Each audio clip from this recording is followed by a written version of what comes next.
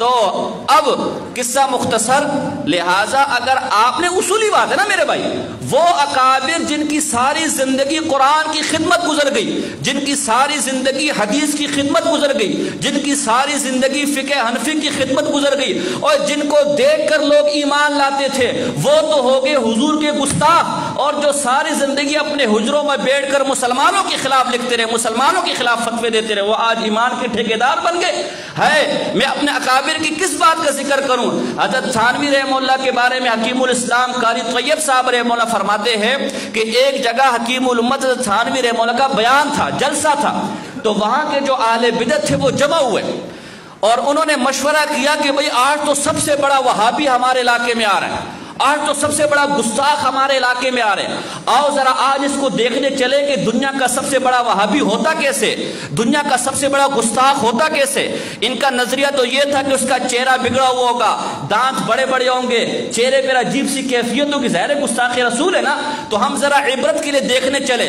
فرماتے کہ جب حضرت تھانوی رحمہ اللہ کے جلسے میں آئے اور حضرت تھانوی کی صورت پر نظر پڑی، پکار اٹھے خدا دی قسمیں، چہرہ کسی جھوٹے کا اور یہ چہرہ کسی گستاخ کا نہیں ہو سکتے، چہرہ تو عاشق رسول کا چہرہ ہے، ایسا نورانی چہرہ کسی گستاخ کا ہو سکتا ہے۔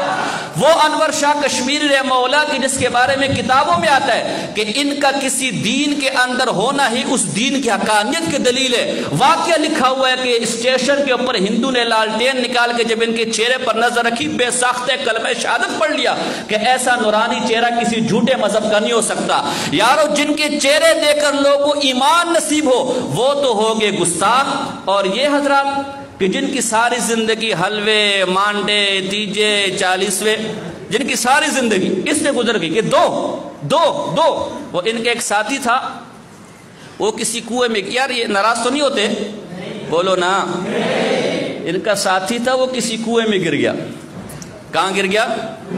تو اب وہ بیچارہ کوئی جو بیچارہ آپ جیسے تھے سادے سودے لوگ، وہ بچانے، یعنی ان کی تو ساری زندگی اس طرح گزری ہے، وہ اس کو بچانے کے لیے آیا کہ ہاتھ لو، یعنی میرا ہاتھ لو تاکہ میں آپ کو پکڑ کے نکال لوں، ہاتھ لو۔ اب وہ جو نیچے گرا ہوا ہے وہ اس کو سمجھ نہیں رہے، لو، وہ ہاتھ دو، اس سے پورے بھائی ہاتھ دو تاکہ میں آپ کو اٹھا لوں۔ اب اس نے یہ دو کا لفظ، دے کا لفظ، بھائی دے دو، یہ کیا ہوتا ہے، یہ کیا ہوتا ہے؟ اب وہ پریشان ہو کہ بھائی ہاتھ دو حضرت تاکہ میں آپ کو نکال لوں۔ اب اس کو یہ دو سمجھ نہیں آ رہا، یہ دو دینا یہ کیا ہوتا ہے؟ ساتھ میں اسی کی پارٹی والا کوئی گزرا تھا، اس نے کہا اس نے سارندگی لیا ہے، دیا کسی کو نہیں ہے، اس کو کہو ہاتھ لو، یہ تب پکڑے گا۔ اس نے کہا ہاتھ لو، اسے فوراً پکڑ لیا۔ تو یہ تو سارندگی لینے والے، ان کو دینا کیا پتا، دینا تو ہم سے پوچھو نا کہ ہم نے اپنی زندگیاں دی ہیں، اپنی عزتیں دی ہیں، اپنا گھر دیا ہے، اپنا بار دیا، اپنے جائیداد دی ہے، سب کچھ لٹا دیا اس دین کی خاطر، اور آج ہم ہی گستاخ ہو گئے۔ تو اگر ہم گستاخ ہو سکتے ہیں تو آپ کے اکابر بھی تو اپنی تقدیس پر کوئی آسمان سے پروانہ نہیں لے کر آئے۔